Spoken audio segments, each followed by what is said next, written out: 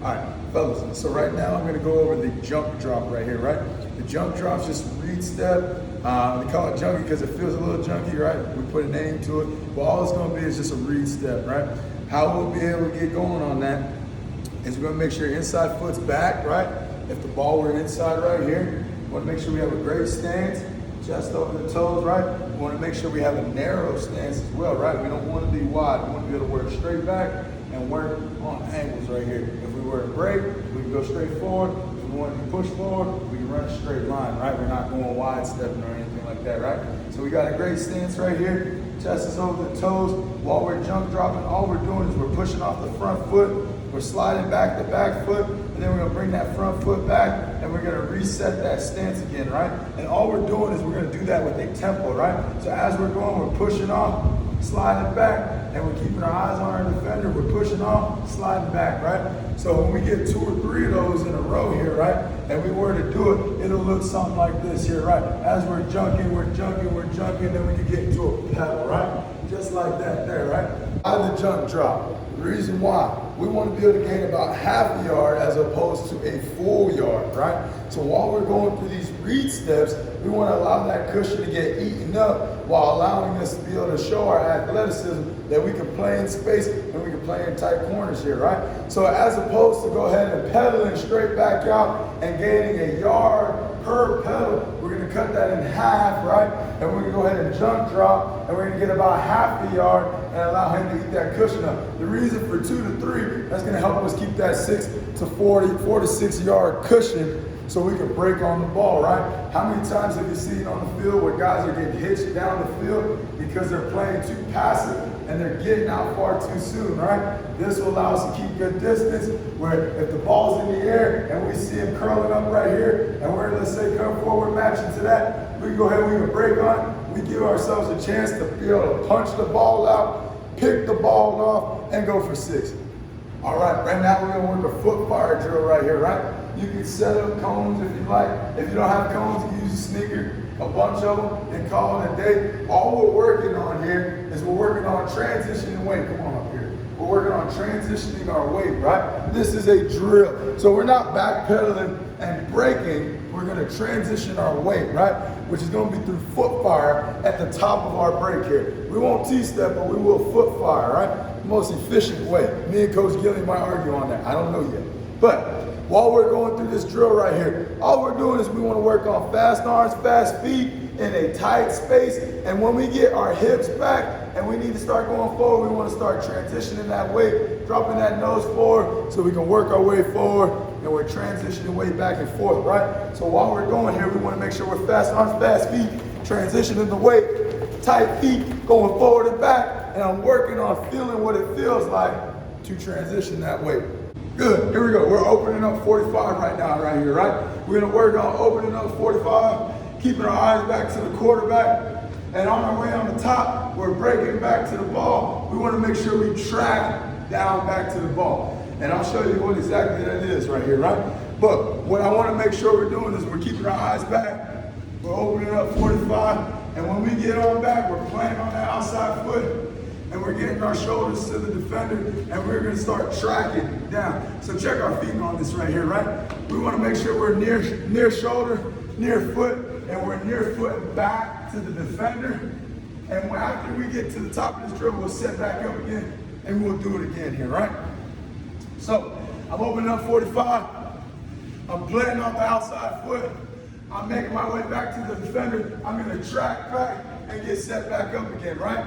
Why am I going to track back? As I track back to the defender, I want to make sure if he were to cut, either way, I can make a big hit, right? I'm in a good position to make a big hit. Our feet are going to be crazy key when we're tackling here, right? So I near foot back. If he were to cut this direction, I can step, roll the hips, bowl my head up and make a big hit. And if he were to cut right here, I can go ahead and run right through him.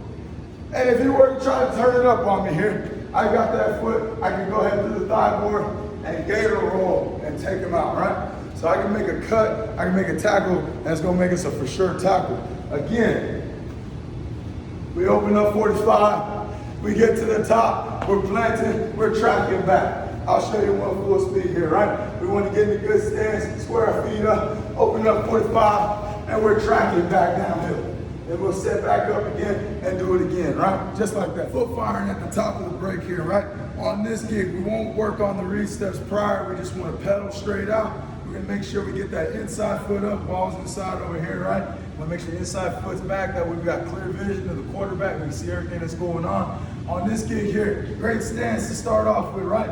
Everything's underneath us. We're not wide, right? We're going and working straight back. As we go ahead, we're pedaling straight back into this here, and we get a break. We want to make sure we keep our shoulders over our toes here, right?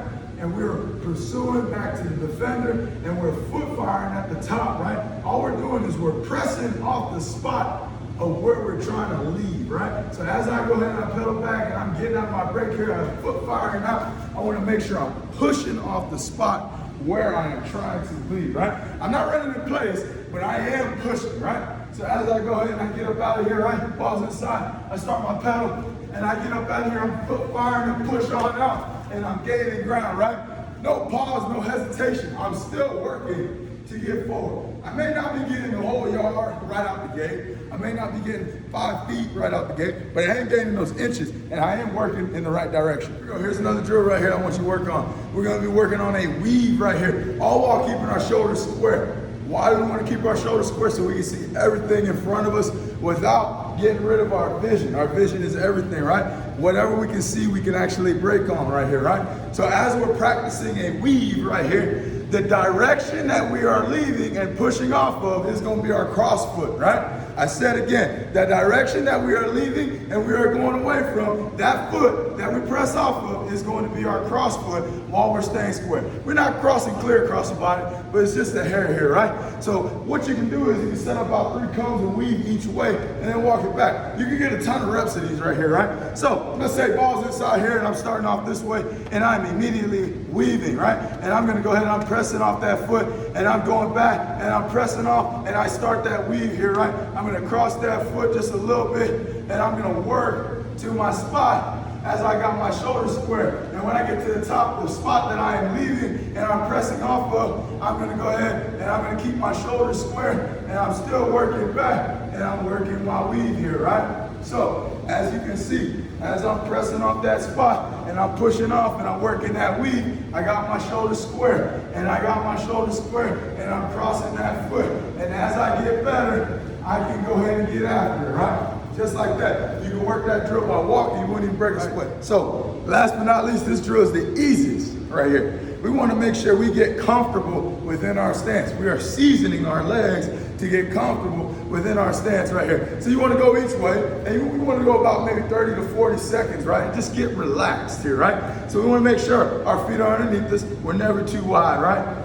We are toe to heel. We do have a chest that's flat. We are relaxed on the arms, and we can look each way, and we can feel comfortable right here. If we get great angles right here, let's get an angle right here from the side. We're nice and relaxed on the arms here, right? We have flexion in that back ankle right here, right? We're good to go. We got bend in the hips, the knees, and the ankles, and we're ready to play ball, right? We're in an athletic position, right? This is not an athletic position. Slouch back is not an athletic position. That back is bowed in tight, and we're ready to go. We are like the lion chasing the gazelle, right? Just like that.